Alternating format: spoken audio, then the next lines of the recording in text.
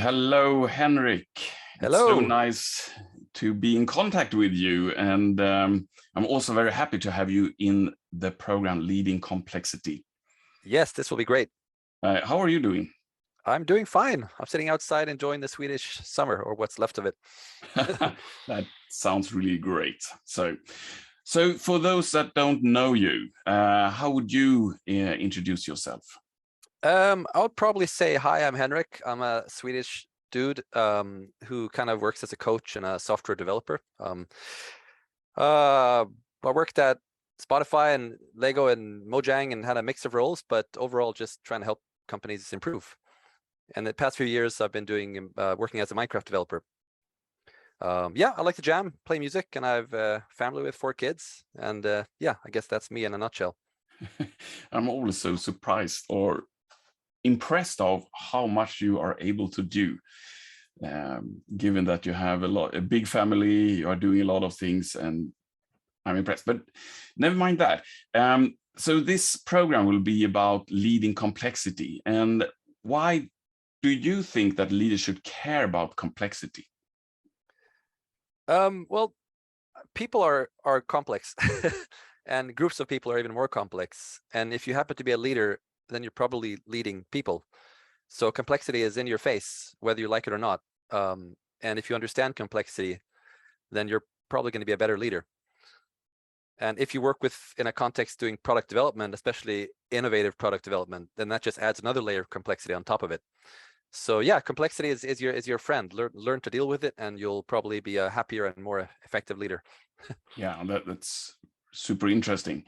And what do you think are the biggest challenges when for leaders facing complexity?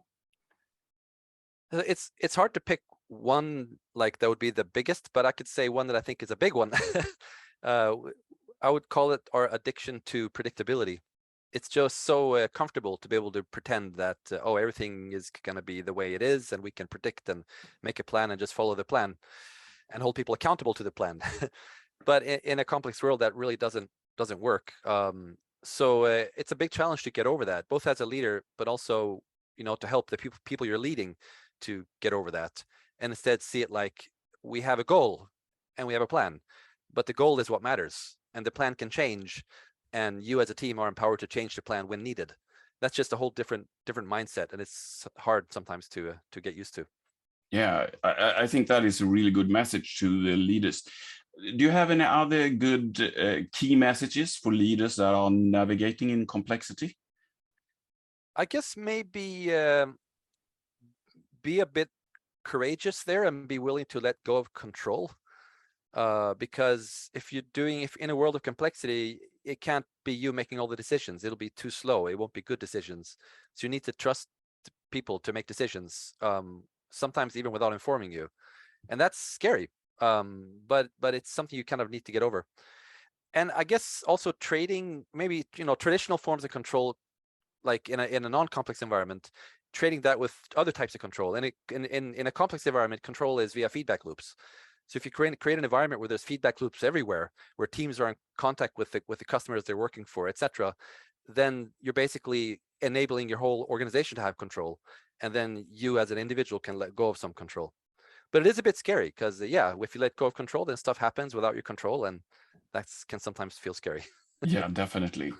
Would you say that we're talking about losing control, but or having another sort of control? Yeah. What about just having project managers saying everything is green? Is that enough? Well, sometimes things aren't green. And I think a big part of dealing with complexity is adapting to when you run into trouble. So you ideally want teams that are super open and transparent with, oh no, we're in trouble. We're not going to succeed if we continue doing this. So we need help. And by being super transparent with that, then they're going to be more likely to ask for help, and other teams are going to be more likely to give help.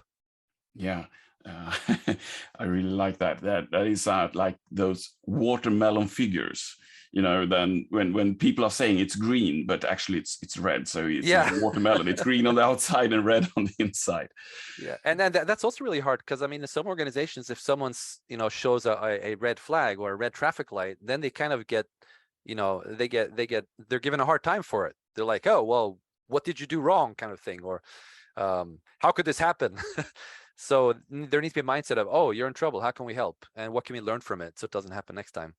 Because and that also at a meta level, if you have an organization that is, you know, always promoting predictability and always promoting like we want green lights all the time, what that does is makes people scared and conservative. So nobody's going to take risks. Nobody's going to try some new cool product. They're just going to do things they've always done. They're going to work the way they've always done.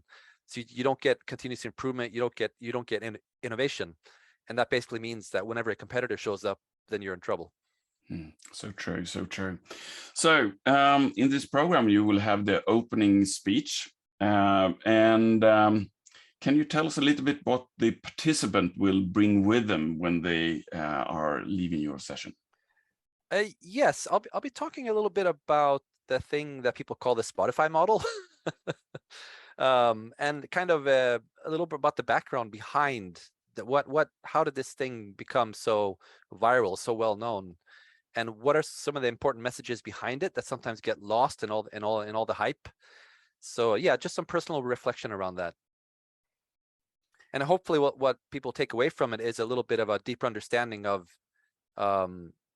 like what are some things we can learn from that story, from not only the company Spotify, but other companies that have similar cases, and how can we avoid falling into the trap of, you know, being overly religious about things.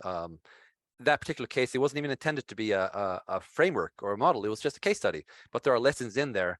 And I want to kind of emphasize what were the original lessons that sometimes get lost in all the rah-rah. That sounds very interesting.